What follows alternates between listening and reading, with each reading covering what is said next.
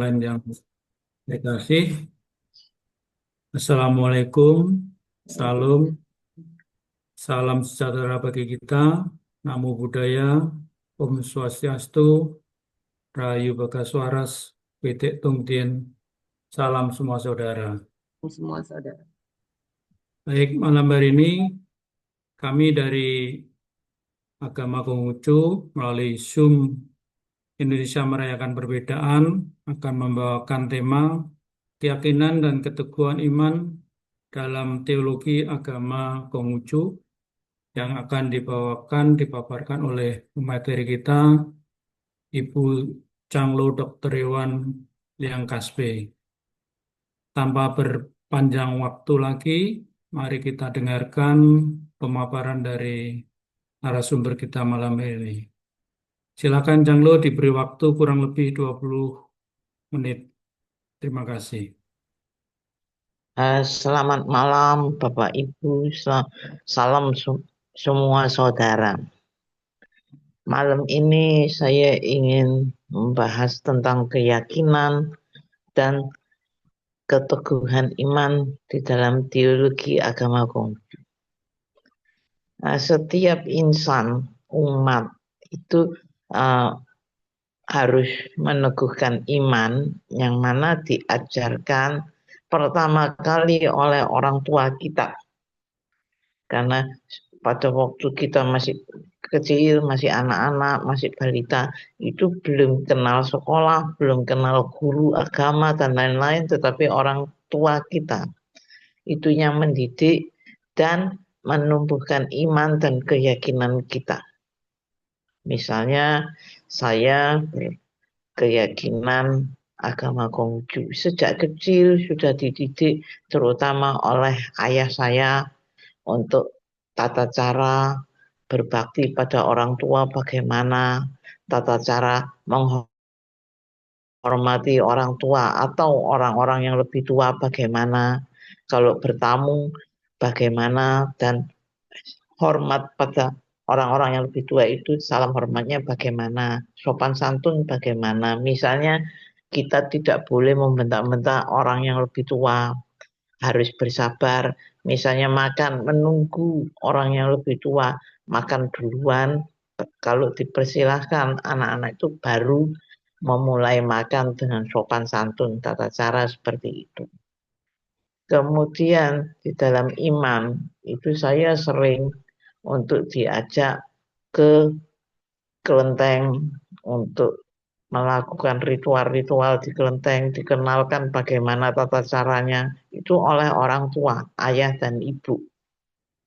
Dan di rumah bila mempunyai altar, kita harus berdoa dan bersembayang. Tata cara sembahyang bagaimana itu orang tua. Dan juga kami sebagai anak-anak juga sering diajak ke makam pada hari-hari perayaan tertentu. Dan dikenalkan, ini makam leluhur, ini nenek, ini kakek, kakek buyut, nenek buyut dan sebagainya. Asal usulnya bagaimana dikenalkan. Jadi kami mengenal leluhur. Dan setiap setahun 2-3 kali kita diajak ke makam. Pada waktu anak-anak saya senang ke makam. Kenapa? Karena piknik. Menurut versi saya sebagai anak-anak. Karena makam leluhur saya itu ada di Gresik. Padahal saya tinggal di Surabaya. Jadi hari itu saya piknik ke Gresik. Asik. Tapi selalu kalau kita anak-anak itu terlalu banyak berguru, selalu dimarahi oleh orang tua. Harus tata caranya begini, harus khidmat, harus menghormati leluhur. Tata cara seperti itu diajarkan sejak kecil. Sebelum sekolah masih buta huruf. Kemudian setelah sekolah saya mengenal agama Konghucu itu lebih dalam.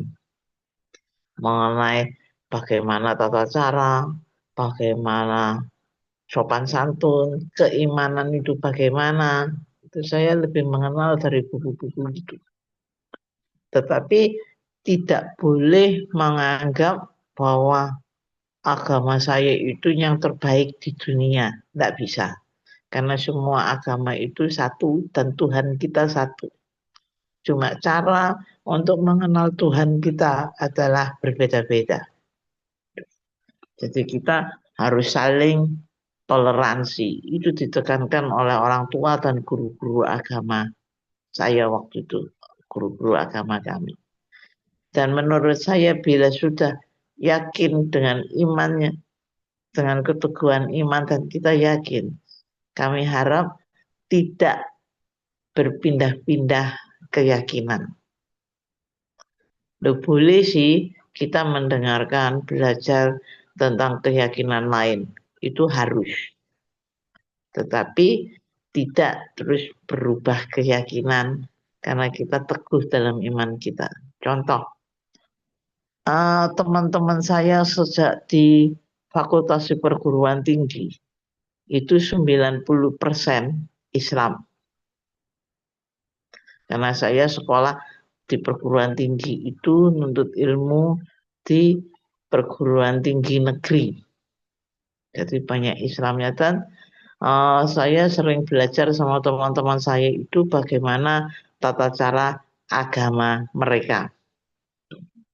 Contoh, yang saya tahu, maaf bila saya keliru, tetapi saya melihat sendiri di agama Islam itu seorang ayah sering menjadi imam di dalam rumahnya untuk memimpin sholat.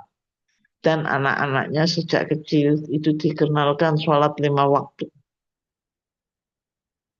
Kemudian pada waktu puasa juga diajarkan, ditanamkan bahwa puasa itu penting. Demikian juga di agama Konghucu. Memang agama Konghucu puasanya berbeda ya. Tapi itu kita selalu ditekankan dan melakukan ritual itu harus menyenangkan. Tidak ada paksaan sedikit pun. Tetapi itu adalah hal-hal yang menyenangkan. Jadi pada waktu itu kami pada waktu tahun baru Imlek tiap tanggal 8, tanggal 9 bulan 1 Imlek itu kami mengadakan ritual untuk sembahyang pada Tuhan Yang Maha Esa. Dan itu ada ritualnya tidak boleh makan barang-barang atau hewan-hewan yang bernyawa. Jadi makan sayuran. Setiap tahun saya selalu menantikan waktu-waktu tersebut karena makanannya adalah sesuatu yang lain daripada sehari-hari. Jadi sangat menyenangkan. Jadi maksud saya untuk meneguhkan iman dan keyakinan kita, orang tua sangat berperanan penting di dalam meneguhkan iman kita sejak dari anak-anak. Biarpun teman-teman saya banyak yang beragama lain, karena agama Konghucu waktu itu sangat sedikit dan saya adalah satu-satunya di Fakultas Kedokteran Hewan yang beragama Konghucu. Yang lain tidak ada. Tetapi teman-teman saya selalu menerima dan saya tetap teguh, tetap yakin bahwa agama saya adalah agama saya. Contoh, pada waktu sumpah profesi, itu saya tidak mau dan tidak bersedia acara sumpah itu dilakukan menurut agama lain. Para panitia meminta saya untuk agama Hindu, untuk Buddha, bahkan untuk Kristen dan Katolik. Saya bilang tidak, karena keyakinan saya dan iman saya adalah Konghucu. Dan waktu itu tahun 81 sulit untuk mencari rohaniawan Konghucu. Dan belum pernah ada sumpah profesi yang dilakukan secara Konghucu. Tetapi saya tetap yakin dan akhirnya berhasil. Kalau sekarang mungkin banyak ya. Kemudian pada waktu di pengadilan itu ada saya menjadi saksi. Kemudian itu kan saksi itu harus ada sumpah. Itu diminta untuk sumpahnya secara Buddha. Tidak mau. Saya Konghucu. Kalau tidak ada ya sudah. Saya akan berkata benar dan tidak perlu dengan sumpah. Akhirnya diadakan oleh panitera di pengadilan. Itu pentingnya pelajaran pendidikan dari orang tua dan guru-guru agama untuk meyakinkan supaya iman kita cukup tebal. Dan kalau sudah yakin, kita tidak bisa ngomong, yang terbaik dan sombong. Enggak. Dengan keyakinan itu kita rendah hati, merendahkan. Dan kita semua sama. Karena tanpa iman, itu menurut salah satu ayat di kitab suci, uh, tanpa iman maka tiada apa pangkal dan ujung suatu wujud. Jadi iman itu harus diperdalam oleh diri sendiri dan keyakinan itu diperdalam oleh diri sendiri. Makin lama makin diasah, makin yakin. Gitu. Memang banyak teman-teman saya yang beragama Konghucu. Itu banyak yang pindah agama. Atau di KTP-nya ditulis agama lain. Bukan agama Konghucu. Saya tetap dari dulu sampai sekarang itu saya tetap berkeyakinan bahwa agama saya Konghucu. Waktu itu belum diperbolehkan, belum diizinkan agama Konghucu sebagai agama resmi.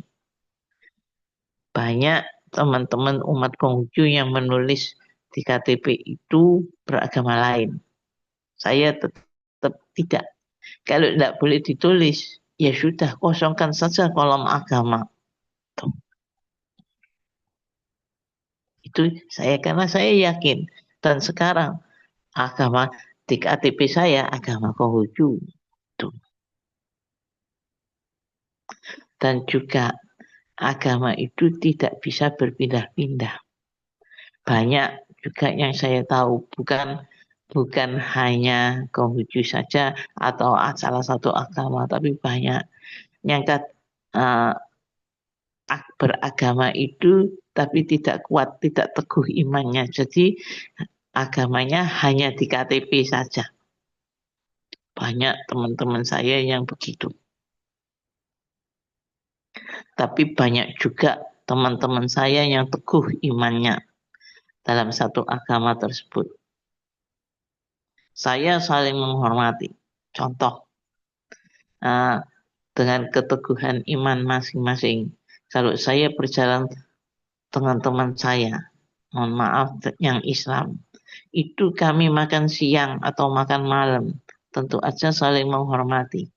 Tidak ke rumah makan yang tidak mencantumkan kata-kata halal. Saya menghormati. Dan saya berjalan bersama dengan teman saya Islam. Itu kalau waktunya sholat, teman saya selalu bilang, saya berhenti ke masjid ya, saya sholat. Oh silahkan. Saya sangat menghargai itu karena keyakinan mereka sangat-sangat tebal. Dan saya pernah, ini sekedar pengalaman, saya pernah benar-benar marah pada salah seorang rekan saya bekerja. Saya marah karena pada waktu itu bulan puasa. Saya menahan diri tidak makan siang karena saya menghormati teman saya itu sebagai seorang Islam. Ternyata teman saya itu yang mengajak, di sini ada rumah makan mana yang enak, dengan puasa. Itu puasanya di rumah. Maaf saya tidak menyebut nama atau tidak mengecilkan agama Islam. Itu kan kalau puasa di rumah, tapi kalau di luar rumah itu tidak puasa. Saya marah dan sejak itu saya tidak berteman lagi dengan dia. Menurut saya, agama apapun itu harus teguh dan berkeyakinan bahwa agama dan iman yang kita peluk itu adalah benar-benar ya benar-benar iman kita dan keyakinan kita. Nggak bisa diganggu begitu, hanya formalitas. Menurut saya itu. Makanya sangat-sangat penting keyakinan, kemudian apa keteguhan iman itu. Biar ada apapun tetap yakin bahwa memeluk agama itu mulia. Nggak peduli agama Konghucu atau agama lain. Dan saya paling nggak suka orang itu berpindah-pindah agama dengan berbagai macam alasan. Alasannya, oh iya, agama Konghucu itu kuno, agama Konghucu itu rumit, ritualnya banyak, dan terutama pada acara pernikahan, pada acara duka itu ritualnya banyak. Enggak, aku lebih suka yang gampang. Saya enggak setuju itu. Jadi yuk kita yakin uh, iman kita di mana, keyakinan kita teguh di situ. Enggak peduli ada apapun. Dan dengan adanya keteguhan iman, kita akan mengenal Tuhan lebih baik. Karena kita dari kecil, dari nol, itu tetap belajar dan mengikuti keyakinan kita sampai akhir hayat. Gitu. Biarpun dicemooh atau apa, kita harus teguh dalam iman kita. Itu uh, apalagi kalau ikut agama minoritas itu sulit. Kalau dulu kan agama Konghucu itu minoritas ya. Kalau sekarang enggak, sudah semuanya diakui. Kalau dulu sulit dan saya di kebun binatang Surabaya.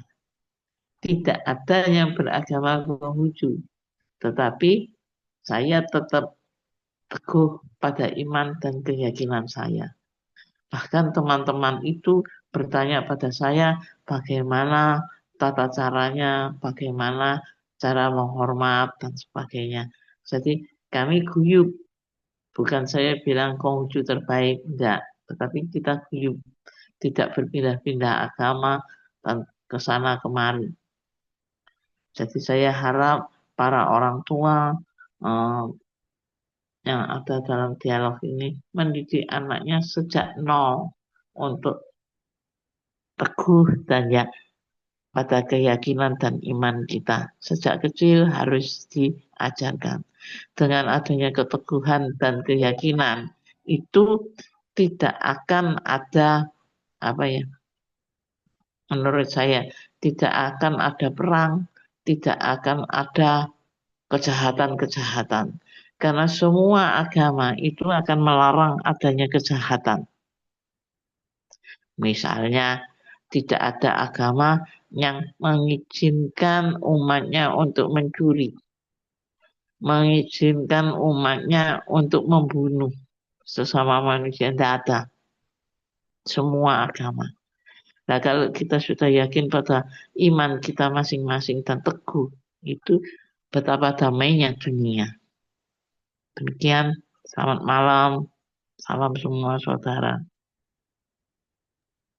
Salam semua saudara. Terima kasih Ibu Chanlo Dr. Liang Kaspe atas pemaparannya. Sangat menggugah kita semua bahwa peran orang tua di sini memang perlu ditekankan untuk pembinaan rohani bagi anak-anak. Baik, kami akan panggil penanggap pertama dari agama Buddha, Bapak Wasudewa Bhattacharya, SAG, MHU, yang menduduki sebagai Sekretaris 2 di PAIDI Provinsi Jawa Timur, dan pekerjaan sehari-harinya adalah di ASN pada bimbingan masyarakat Hindu Kanwil Kementerian Agama Provinsi Jawa Timur. Kami persilakan Bapak Wasudewa Bhattacharya. Monggo. Ya, mohon izin Bapak, Niki agama Buddha atau agama Hindu Bapak? Kebetulan saya yang di agama Hindu Pak. Agama Hindu, Pak. Agama Iya. Hindu, oke, Iya. siap. Ya, baik Bapak Ibu yang berbahagia, Assalamualaikum warahmatullahi wabarakatuh. Salam sejahtera untuk kita semua. Shalom, Om Swastiastu, Namo Buddhaya, Waitek Dong Tian. Salam kebajikan, rahayu rahayu. Salam semua saudara. Selamat malam Bapak Ibu yang berbahagia. Terima kasih tadi Bu Dokter sudah menyampaikan sedikit tambahan wawasan bagi kita semua terkait agama Konghucu. Mohon izin saya dari agama Hindu akan menanggapi bagaimana keimanan agama Konghucu berkaitan juga dengan agama Hindu. Kalau saya melihat dari pemaparan Ibu Dokter Liang tadi, bahwa sebenarnya ada kemiripan antara agama Hindu dan agama Konghucu. Mungkin karena kita sama-sama berasal dari timur, ya. Berasal dari timur, kami dari India, Bapak Ibu dari Tiongkok, kan gitu. Secara konsep keimanan, kita sama-sama mengimani bahwa Tuhan itu tunggal. Yang mana kalau dalam agama Konghucu, Tian, ya, gitu ya Pak Junarto, ya, sebagai realitas tertinggi. Begitu juga kita dalam agama Hindu juga ada Brahman sebagai realitas tertinggi, yang mana Brahman atau Tuhan itulah yang nanti memberikan wahyu atau ajaran-ajaran kepada kehidupan manusia. Jadi sebenarnya kita memiliki kesamaan, yang mana agama kita berpusat pada Tuhan. Ya, kalau agama Konghucu kan berpusat pada Tian, ya, realitas yang absolut. Ya, sama seperti Brahman dalam agama Hindu yang juga beraliran monoteisme. Kemudian seperti yang dijelaskan tadi oleh Ibu Dokter Liang, ajaran moral atau etika dalam agama Konghucu berbuat baik, berbudi luhur, kemudian menghormati orang tua, juga menghormati leluhur, menjaga agamanya dan keluarga, juga ada dalam ajaran agama Hindu yang kita sebut dengan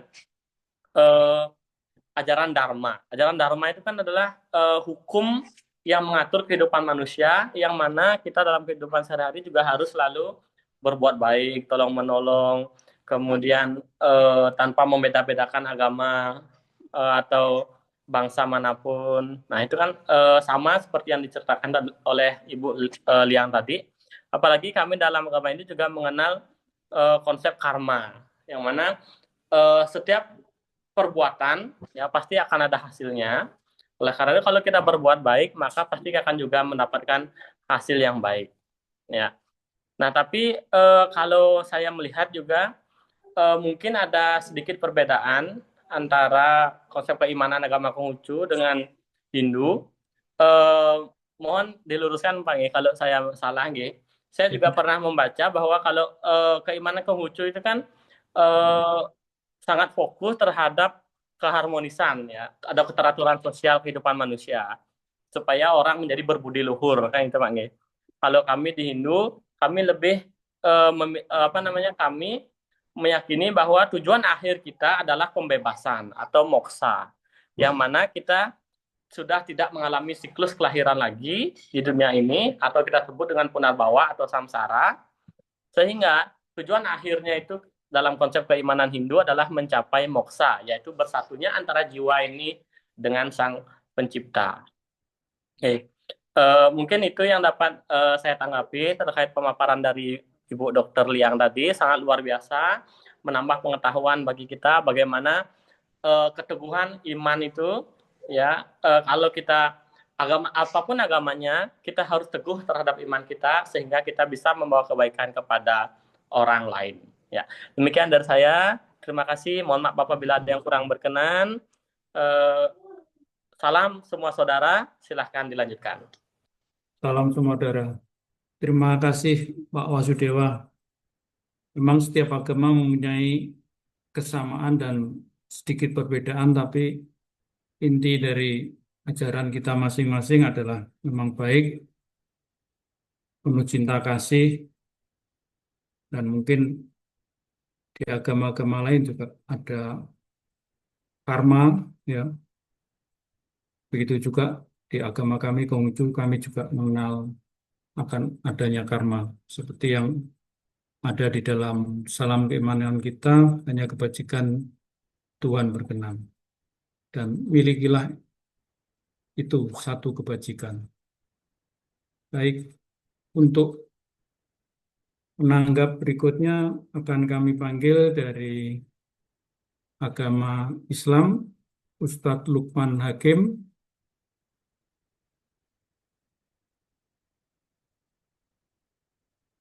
Silakan Pak Ustadz Lukman Hakim memberikan tanggapan atas pemaparan dari Ibu Changlo Liang Kaspe.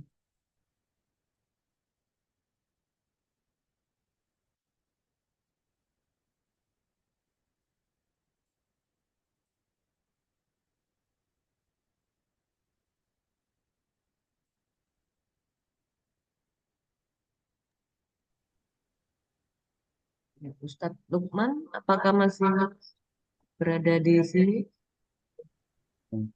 Mohon maaf, Oh ya, Oh ya, mari. Monggo Pak Ustadz. ini tadi ada sedikit sinyal yang kurang baik. Assalamualaikum warahmatullahi wabarakatuh. Salam semua saudara yang saya hormati, Hunse Jinaryo, dan pembicara kita pada malam hari ini ada Dr. Liang Kaspe. Apa suara saya kedengaran ya? Bisa Dari sana? masuk. Kedengaran. Alhamdulillah. Eh, eh, Pembahasan malam ini kami tadi menyimak tapi terputus. Memang alhamdulillah dari tema keyakinan dan keteguhan iman dalam teologi agama Konghucu, dalam perspektif Islam, pendidikan keimanan, keislaman itu dimulai sejak dini. Artinya memang hampir sama dalam konteks Islam sejak mereka atau anak-anak dalam agama Islam itu lahir, maka sesungguhnya dalam konteks hadis atau perkataan Nabi Muhammad SAW bahwasanya yang mewarnai ini dari hadis atau perkataan Nabi itu yang mewarnai adalah bapak ibu mereka. Artinya keluarga. Dari pertama kali seorang bayi itu lahir, dididik di komunitas terkecil namanya keluarga. Keluarga di situ mencetak konstruksi atau mengkonstruksi pikiran si anak. Kalaulah anak itu sekarang dilahirkan dalam ibu bapak yang beragama Islam, maka disitulah mulai diinternalisasi nilai-nilai keislaman. Disitulah anak mulai dimasukkan, dikenalkan dari seorang bapak dan ibu. Pertama mungkin anak tersebut diberikan contoh. Karena memang dalam konteks ketasawufan bahwasanya lisanul maqal hal afsahu min lisan maqal. Jadi perkataan yang itu bentuknya langsung di perbuatan itu lebih jelas daripada hanya dituturi. Ketika misalkan seorang anak itu sudah beranjak mungkin 5 tahun, 6 tahun, 7 tahun, si bapak menyuruh anaknya berangkat sholat ke masjid, tapi hanya sekedar menyuruh saja, tidak dicontohi, maka sesungguhnya bisa jadi anaknya berangkat tapi bukan ke masjid. Atau bisa jadi anaknya awal itu mengerjakan puasa atau sahur lah katakanlah. Tapi ketika siang, ketika keluar, kalau tidak langsung diberikan contoh oleh komunitas terkecil yang namanya keluarga. Maka sesungguhnya karakter seorang anak itu dibentuk dari keluarga dulu. Jadi komunitas kecil namanya keluarga itu sangat-sangat berperan penting dalam dunia pendidikan juga dikenal dengan trias pendidikan, salah satunya adalah selain sekolah ada pendidikan di dalam keluarga. Maka bagaimana menciptakan anak itu bisa kuat iman, kuat Islam, bahkan sampai kuat ihsan, itu di dalam keluarga dengan cara mencontohi atau memberikan contoh langsung kepada si anak. Dari situlah nanti si anak lambat laun akan belajar, akan mencontoh. Disitulah nanti selain di keluarga, dia juga mengenal lingkungannya. Maka setelah jenjang berikutnya, biasanya jikalau keluarga itu keluarga seorang muslim itu taat, biasanya hampir kebanyakan dipondokkan. Artinya dimasukkan ke dalam pondok pesantren. Jadi disitulah nanti ada peningkatan kualitas keimanan. Dalam tanda kutip, keilmuannya masuk di konteks Islam. Jadi dasarnya mungkin di madrasah, nanti masuk lagi sekolah madrasah atau sekolah yang dasar, nanti ke depannya di pondok pesantren ditambah lagi keilmuannya. Maka di situ dibentuk selain keluarga juga sekolah. Karena sekolah yang kita kenal di dalam Islam yang namanya pondok pesantren itu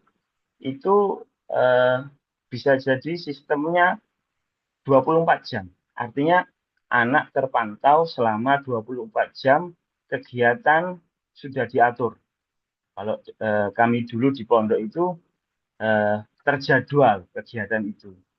Jadi di situ juga terbentuk akhirnya keimanan, keislaman, bahkan mungkin nanti keihsanan, nanti taraf setelah SMP, SLTA, SLTP, SLTA, lanjut nanti dia kuliah. Ketika beranjak di kuliah, dari dasar di SD, SMP, SMA, dia sudah kuat.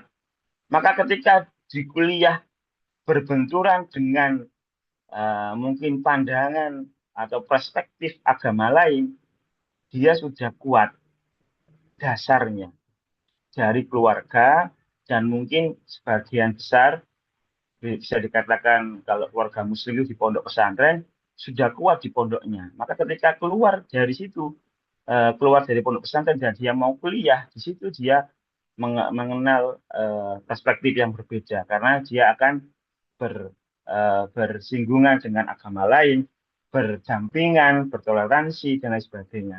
Disitulah nanti ada tumbuh rasa tasamuh atau toleransi tadi. Nah, di situ nanti terus berkembang, pemahaman si anak terus berkembang. Maka sesungguhnya dari yang disampaikan tadi hampir sama. Jadi lingkungan terdekat itu sesungguhnya yang mempengaruhi. Akan tetapi si anak juga ketika sudah kuat di lingkungannya, maka landasan dasar itu yang paling menentukan.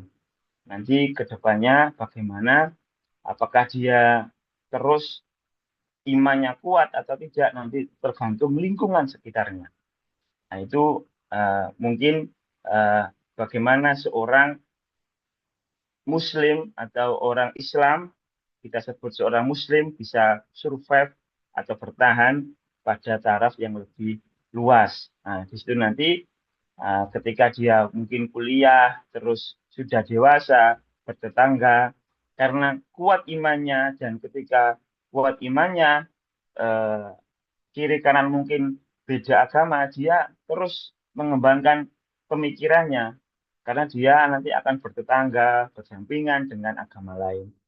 Lah, pola yang seperti ini di Islam itu selain nanti diajarkan kurikulum yang itu basicnya Islam, ketika di mungkin tarafnya nanti di SLTA atau SLTB atau SMP SMA atau biasanya di MTS MA itu ada namanya, kalau di eh, eh, mayoritas itu ada namanya pendidikan kewarganegaraan, itu semuanya ada. Ya, di situ juga dimasukkan sebenarnya dasar-dasar toleransi, dasar-dasar tasamuh atau toleransi itu, dasar-dasar berdampingan dengan keluarga, dengan agama lain.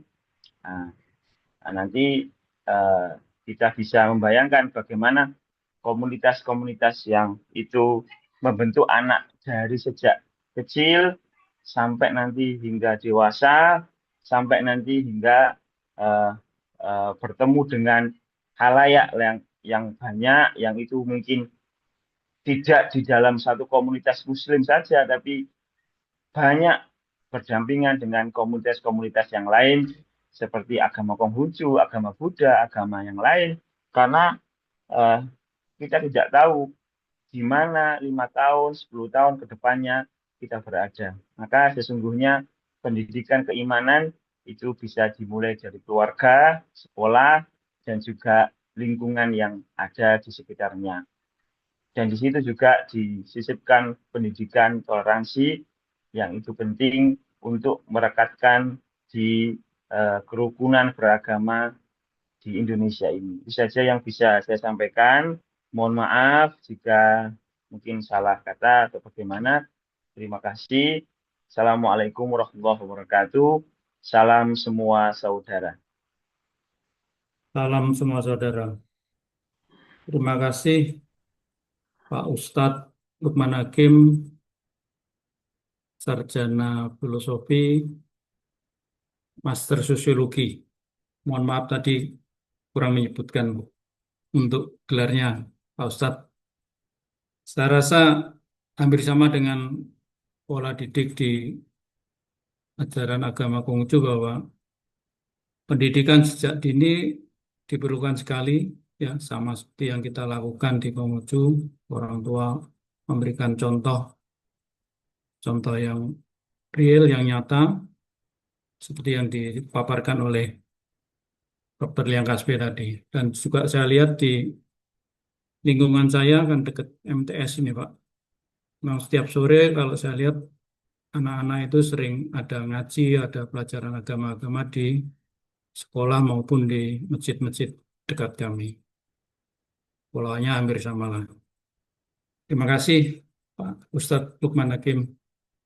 Baik, untuk penanggap selanjutnya dari agama Buddha, saya lihat sudah bergabung dengan kita di Zoom ini. Ada Bante Tejo Puno. Selamat malam Bante, salam semua saudara. Selamat malam. Semoga semuanya selalu sehat. Amin. Gimana? Bisa jelas enggak ya? Jelas Bante, sudah jelas. Oh iya. Ya, silakan Bante memberi Kebanyakan, tanggapan. makasih. Nggih, sami-sami. Kebanyakan angin masuk tapi yang keluar sedikit jadi perutnya kembung. Itulah yang terjadi dalam hidup kita. Nanti kalau kebanyakan hal-hal yang tidak baik masuk, malah menimbulkan penyakit. Harus seimbang, ada yang masuk, ada yang keluar, ada yang masuk, harus ada yang keluar. Betul, betul. Salam semua saudara, salam Pancasila Merdeka. Terima kasih untuk kesempatan yang diberikan kepada saya. Dan sebenarnya sih mungkin secara garis besarnya kita semuanya ini di sini sudah memiliki niatan yang baik dengan berbagai macam cara untuk bagaimana kita sesuai dengan tingkat keyakinan yang kita miliki pengetahuan, kebijaksanaan, dan kemampuan yang kita miliki untuk memberikan yang terbaik supaya peran kita ini bisa mewujudkan apa yang menjadi harapan, apa yang menjadi tujuan kita semua untuk kita hidup di dunia ini bisa damai bersama dengan yang lain, bisa memperoleh kebahagiaan, baik kebahagiaan rohani yang ada dalam diri sendiri atau kebahagiaan duniawi yang menjadi kebutuhan semua orang. Dan juga ingin hidupnya tentunya sejahtera, adil dan merata. Di belahan dunia kita juga banyak orang yang belum merasakan itu, tapi dari IMP ini kita telah mengupayakan memercikkan pancaran kedamaian dengan niatan untuk bersama-sama membawa perannya masing-masing untuk mewujudkan apa yang menjadi harapan kita. Nah, kalau kita melihat dari cerita kehidupannya Buddha ya, jadi Buddha ini dulunya adalah seorang pangeran yang kemudian meninggalkan harta, meninggalkan tahta kekuasaan untuk menemukan ajaran supaya semua orang, semua makhluk bisa hidupnya bebas dari penderitaan. Tapi kita tidak akan bisa memperoleh kebahagiaan kalau kita sendiri tidak mengetahui penderitaan. Sama seperti halnya seseorang itu bisa tahu manis karena ada pahit. Kalau kita tidak tahu pahit, ya maka kita sudah tidak tahu rasa manis itu gimana, begitu. Nah, di dalam ajaran-ajaran keyakinan yang disahkan yang ada di Nusantara, di Indonesia, atau bahkan di seluruh dunia ini, kalau ajaran agama ini diajarkan untuk mencari umat, untuk mencari kekayaan, mencari kedudukan, pasti ajaran itu nanti akan menimbulkan kegaduhan. Karena ajaran itu disampaikan bukan untuk mencari kekayaan, bukan untuk mencari kedudukan, kekuasaan, nama, pengikut, atau hal-hal yang bersifat duniawi yang lainnya. Tetapi ajaran-ajaran keyakinan, ajaran agama itu semata-mata diajarkan untuk supaya kita bahagia, intinya begitu. Baik bahagia secara lahir, batin, dalam kehidupannya sekarang, ataupun setelah nanti meninggal dunia. Nah, masalah nanti kita bisa mengejawantahkan, bisa merealisasikan atau tidak dari ajaran yang kita yakini, itu tergantung sepenuhnya kepada diri kita. Jadi kalau memang bisa dikatakan Buddha ini adalah guru, dan guru ini memang sudah wafat, sudah meninggal. Tapi yang menjadi pengganti dari beliau adalah ajaran-ajarannya, yang oleh umatnya, ya ajaran-ajarannya ini dituliskan dan kemudian dilafalkan secara turun-temurun, dipraktekkan secara turun-temurun hingga sampai saat ini. Nah, di dalam satu perenungan itu dikatakan bahwa Dhamma telah sempurna diajarkan. Berada sangat dekat tak lapuk oleh waktu, mengundang untuk dibuktikan. Ya, walaupun telah sempurna diajarkan, tapi ini perlu dibuktikan. Kita harus mau datang, kita harus mau melihat, kita harus mau membuktikan. Dalam hal ini, Buddha tidak pernah mengajarkan kamu harus yakin, kamu harus percaya. Padahal kita sendiri belum membuktikan itu. Itu namanya keyakinan yang membabi buta. Makanya siapapun orangnya dalam ajaran ini, keyakinannya tetap akan goyah selama ia belum membuktikan. Nah, cara membuktikannya bagaimana? Diejawantahkan, dipraktekkan dalam kehidupan kesehariannya, di setiap pikiran, ucapan, dan perilakunya. Dalam perbuatan-perbuatannya. Jadi, perbuatan kita, pikiran kita, itu mengadopsi dari keyakinan kita. ucapan kita, perilaku kita itu adalah cerminan dari apa yang ada dalam pikiran kita. Maka hati-hati dengan pikiran kita, hati-hati dengan ucapan kita, hati-hati dengan perilaku kita. Nah, kadang kita mengatakan bahwa segala sesuatu yang dilakukan seseorang itu bukan cermin dari agamanya. Nah, padahal sebenarnya kalau dia tidak yakin dengan apa yang menjadi pedomannya, itu dia tidak akan melakukan. Dia mau melakukan itu karena dia memiliki keyakinan bahwa yang diyakini itu benar. Maka karena itulah dia mau mempraktekkan, dia mau melaksanakan. Semakin dia kuat keyakinannya, itu akan tercermin juga pada perbuatannya. Semakin bijak orangnya, semakin tercermin dalam perbuatan-perbuatannya. Begitu. Nah, kalau kita dalam menjalani kehidupan ini, saat ini, kita ini tidak bahagia, ya tentunya ada yang keliru dalam menjalani kehidupan. Entah itu tidak bahagia atau menderitanya karena nafsu indriawi yang tidak terpuaskan, atau keinginan-keinginan yang tidak terpuaskan, atau karena faktor kebencian tidak bisa menerima perbedaan, atau karena faktor dari ketidaktahuan kita yang menyebabkan akhirnya kita menderita. Nah, dengan ajaran yang kita ini, kita mampu enggak untuk membebaskan diri kita dari derita itu? Ya, tentu kalau kita tidak mampu membebaskan diri atau mengikis itu dari diri kita, maka sebenarnya kita tidak ada manfaatnya juga mempelajari ajaran agama itu.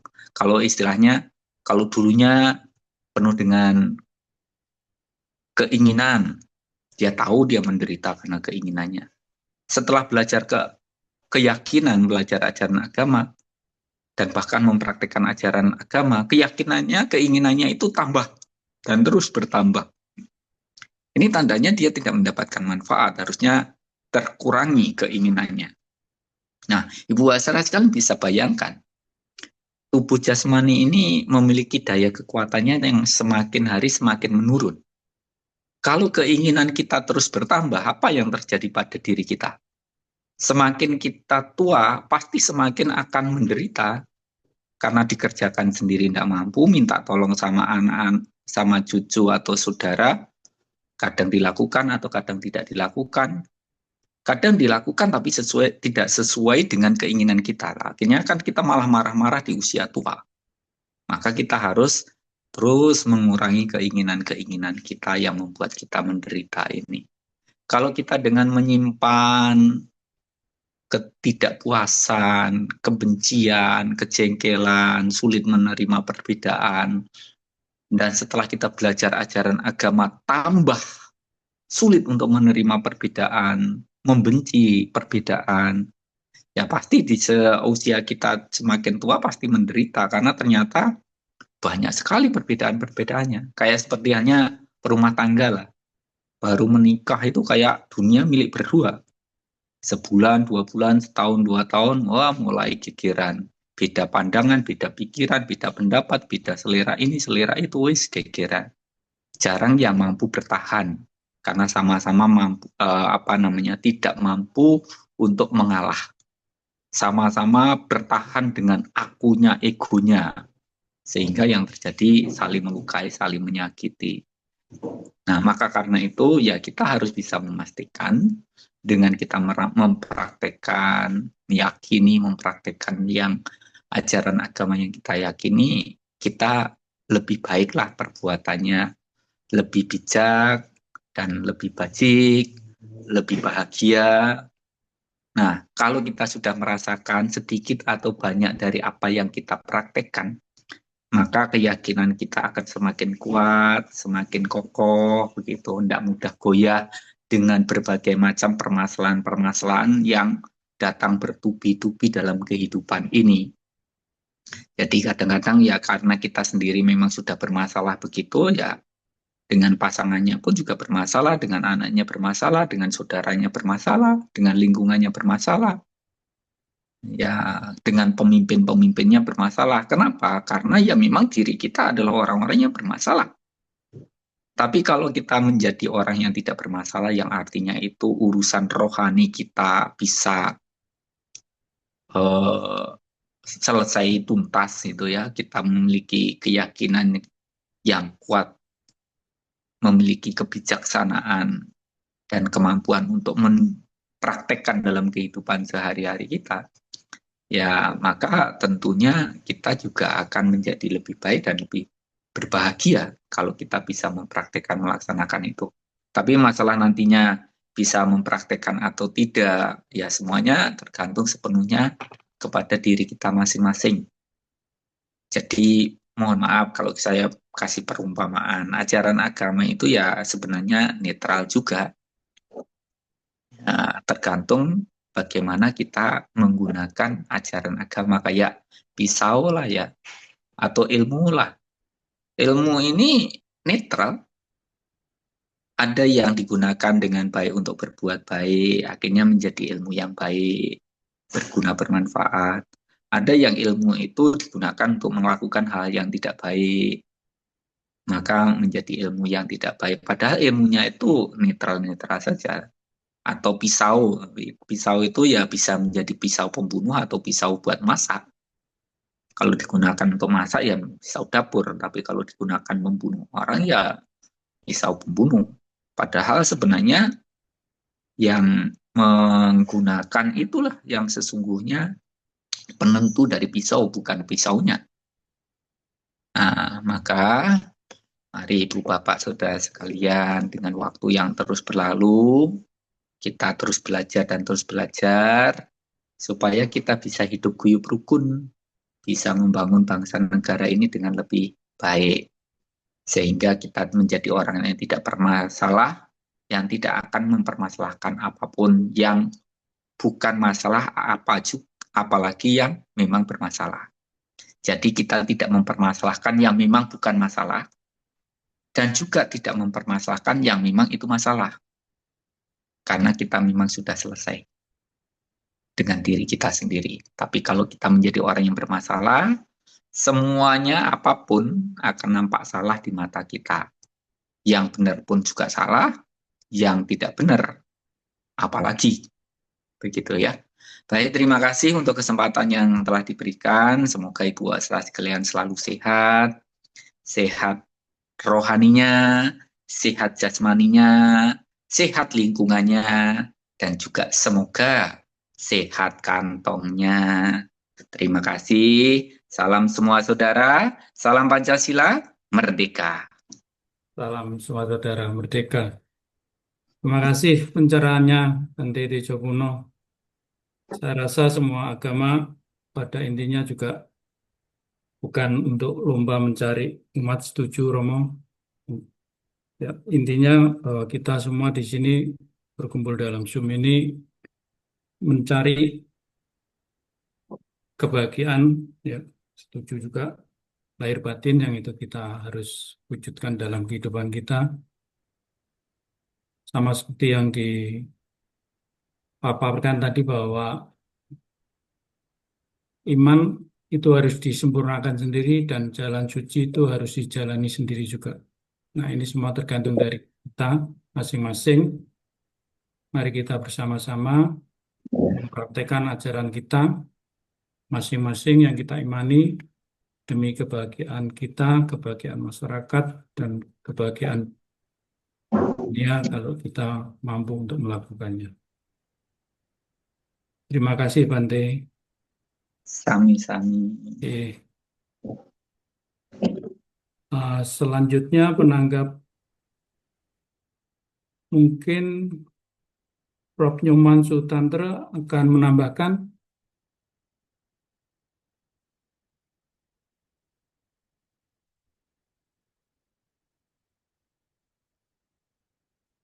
Prof. Nyoman masih bergabung.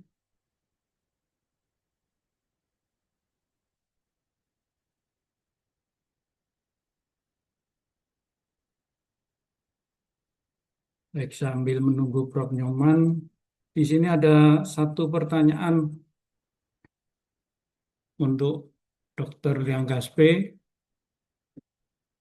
Selamat malam, izin bertanya dari Hana Hakani. Dalam menghadapi tren sekaligus sekularisme dan materialisme modern, strategi spiritual atau filosofi apa yang ditawarkan Konghucu untuk memelihara keseimbangan jiwa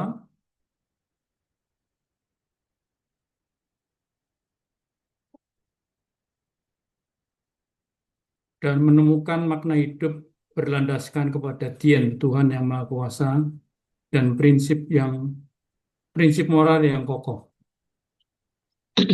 Untuk menegakkan moral yang kokoh dan percaya pada Dien, maka kita sebaiknya melakukan 4 pantangan yang sederhana tapi sulit untuk dilakukan, yaitu tidak melihat yang tidak susila, yang tidak baik, tidak mendengar yang tidak susila atau tidak baik, kemudian tidak membicarakan yang tidak baik, dan tidak melakukan yang tidak baik atau tidak susila tersebut. Itu memang mudah untuk diucapkan, tetapi misalnya tidak mendengarkan yang tidak baik, tidak mendengarkan gosip negatif, kemudian orang itu lebih kaya, kamu nggak ingin lebih kaya, nggak usah didengarkan. Dan jangan melihat yang tidak susila, wah dengan barang mewah, dengan barang-barang modern, enggak. Kita tetap tetap teguh, dan iman kita tetap diteguhkan dan yakin bahwa kita tetap satu tujuan. Jadi tidak melakukan, tidak berbuat, tidak melakukan, tidak mendengar, tidak mengatakan, dan juga tidak melihat barang-barang itu. Memang mudah, tapi melakukan 4 pantangan di dunia yang sekarang memang sulit. Asal kita percaya pada Dien, itu sebetulnya tidak ada barang yang tidak sulit. Demikian, makasih. Baik, terima kasih, Changlu.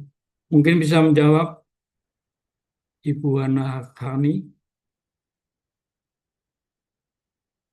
Terima kasih atas pertanyaannya. Pertanyaannya selanjutnya, ini ada lagi, Changlu. Dari Firda. Selamat malam, izin bertanya. Apa makna sejati dari keteguhan iman dalam perspektif Konghucu yang relevan bagi generasi muda modern yang sering menghadapi keraguan, kecemasan, dan tekanan untuk selalu berhasil? Ini istilah gaul sekarang ini, Changlo. FOMO atau burnout.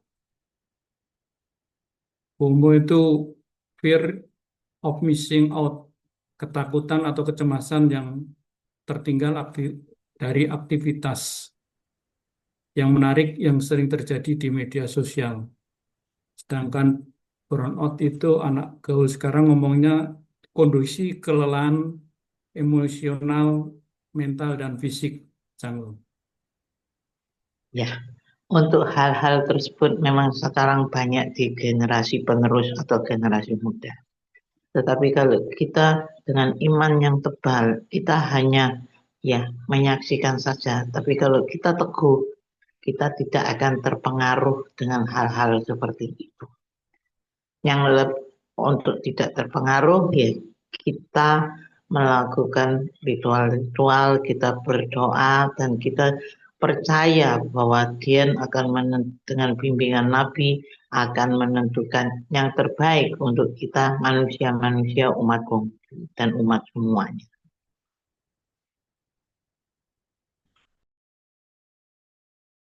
Demikian jawaban. Jadi kita harus percaya diri bahwa ada Tuhan yang menentukan, ada Dia yang menentukan. Intinya yakin dan teguh ya, Canggung.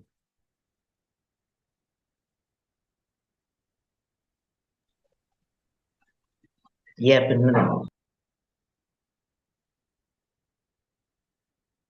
Baik, saya panggil lagi. Mungkin ada tambahan dari Prof. Nyoman Sutantro untuk tambahan penanggap malam hari ini. Silakan Prof. Nyoman.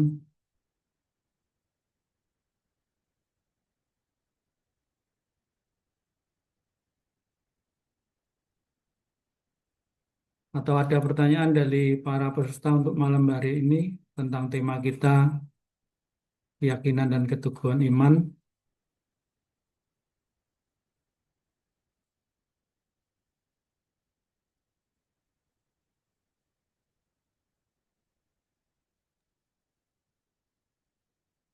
Kami persilakan.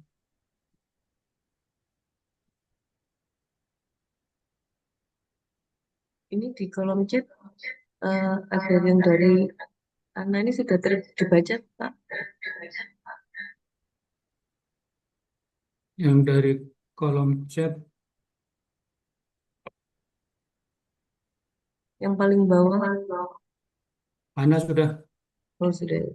Ana hal ini sudah, Bu Mbak Ulan. Sudah dijawab oleh Canglo tadi. Saya pertama bacakan.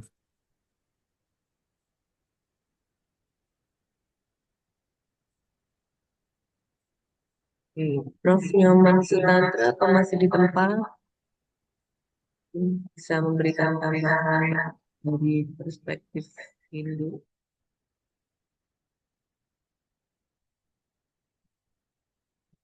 Artinya tidak lagi di depan laptop oleh Pak Junarto.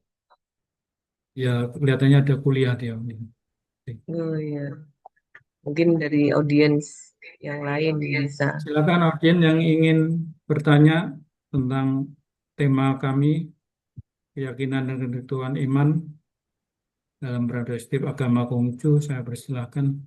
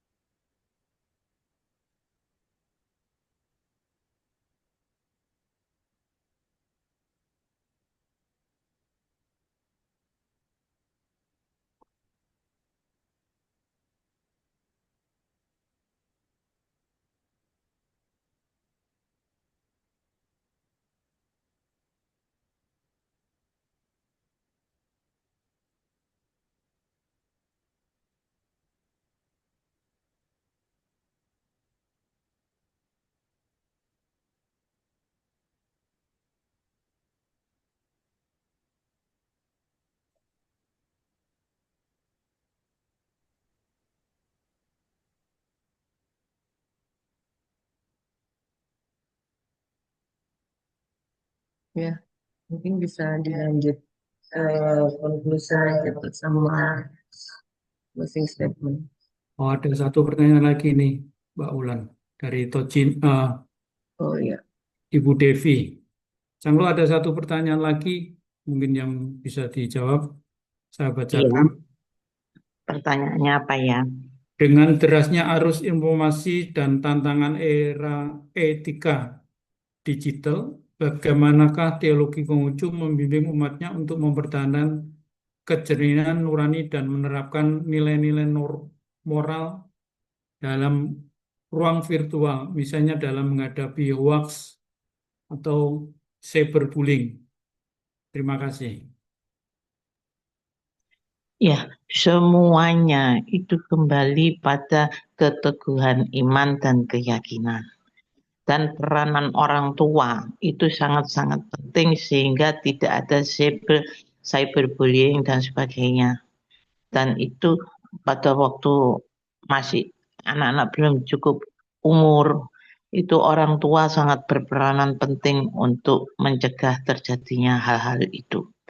Bila anak-anak itu sudah beranjak menjadi lebih dewasa, dia akan mawas diri dan tahu apa yang, yaitu tadi 4 pantangan, apa yang boleh didengar, apa yang boleh dilihat, apa yang boleh dibicarakan, dan apa yang boleh dilakukan selama ini. Gitu. Jadi orang tua itu harus memberikan dasar yang sangat-sangat kuat. Bila orang tuanya tidak peduli di dalam keluarga itu, maka susah akan tergilas oleh informasi-informasi seperti itu dan generasi penerus akan menjadi rusak. Jadi peranan orang tua itu sangat-sangat penting selain guru-guru agama dan rohaniawan. Terima kasih. Terima kasih, Canglo. Sangat menarik bahwa konteks agama kita memang 4 pantangan itu menjadi peran penting dalam iman kita. Ada satu lagi pertanyaan tambahan ini dari Ibu Nurmala yang ingin mengetahui tentang li dan li atau tata krama atau i, ya. Dalam konteks Indonesia yang majemuk, bagaimana nilai-nilai keteguhan iman Konghucu seperti li, tata krama, dan i kebenaran dapat diwujudkan secara praktis untuk memelihara nurani sosial dan membangun toleransi yang otentik dan non-diskriminatif. Silakan, Canglo. Baik. Untuk norma-norma li atau kesusilaan itu ya kembali lagi dari orang tua. Kita tahu yang tidak susila bagaimana. Kemudian yang apa tadi? Yang mohon maaf, Wan Sujun. I kebenaran. Kebenaran. Ya, kita sebagai umat Konghucu untuk dapat dipercaya, jangan plan-plan. Sebentar bilang benar, sebentar bilang oh salah, oh berbohong, itu nggak bisa. Karena kita harus teguh iman kita untuk yang benar adalah benar, yang merah adalah merah. Dan itu adalah iman kita untuk dapat dipercaya. Dan kalau berbuat kesalahan itu kita akan malu. Karena salah satu dari 8 kebajikan itu adalah rasa tahu malu dan juga harus dapat dipercaya, menjunjung tinggi kebenaran juga. Jadi apa yang benar itu harus dikatakan benar. Nggak peduli itu di depan orang yang kejam atau apa, ya benar ya benar. Dan kita sebagai umat Konghucu itu harus berusaha untuk dapat dipercaya. Bila omongan-omongan kita nggak dapat dipercaya, maka tidak akan dianggap orang. Demikian. Baik, terima kasih tanggapannya. Memang di dalam apa yang kita imani di Konghucu ada 8 kebajikan ya. Yang pertama adalah laku bakti yang kita sebut dengan Sio. Ya. Memang identiknya agama Konghucu adalah itu, ya. Bakti yang pertama. Yang kedua adalah rendah hati. Yang ketiga setia. Yang keempat dapat dipercaya. Yang kelima susila. Yang keempat, yang keenam kebenaran. Yang I ini yang ditanyakan oleh Ibu Nur Kumala. Suci hati yang telah tadi dipaparkan juga oleh Dr. Canglo yang Kaspe, dan yang terakhir tahu malu. Nah, inilah 8 kebajikan yang menjadi pegangan dalam keimanan kami agama Konghucu.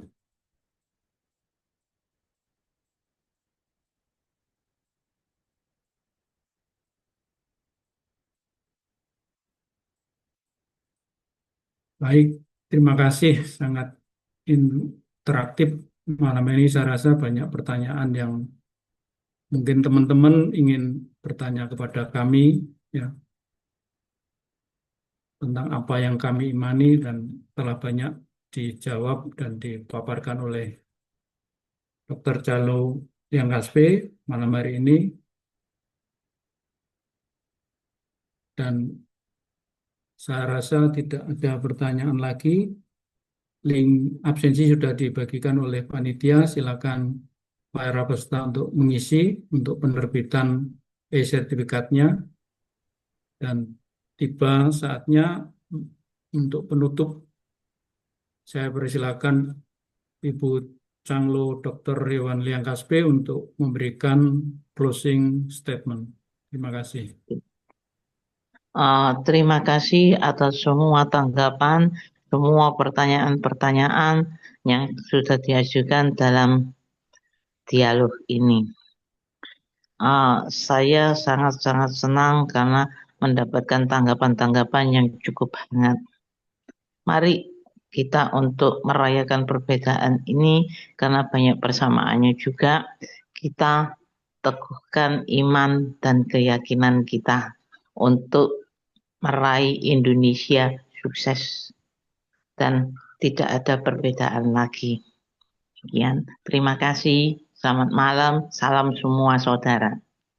Salam semua saudara. Baik, terima kasih para peserta, para penanggap. Saya kembalikan waktu kepada Mbak Wulan. Terima kasih Mbak Wulan. Baik, terima kasih disampaikan kepada Cak Junarto yang sudah memandu jalannya diskusi kita pada malam hari ini. Dan juga terima kasih yang sebesar-besarnya kepada narasumber kita, pemateri kita, Ibu Dr. Hewan Liang Kaspe yang sudah menyempatkan waktunya untuk sharing, berbagi ilmu, menambah wawasan kita semua dalam acara jagongan kita pada malam hari ini. Dan kepada seluruh tokoh rohaniawan yang sudah memberikan tanggapannya, ada Bante Teja, ada Ustadz Lukman, dan juga siapa tadi Pak, satu lagi. Ya, kami ucapkan terima kasih yang besar-besarnya dan juga kepada seluruh peserta yang sudah memberikan atensinya dan sudah mengisi absensi, terus setia mengikuti jagoan kita. Terima kasih.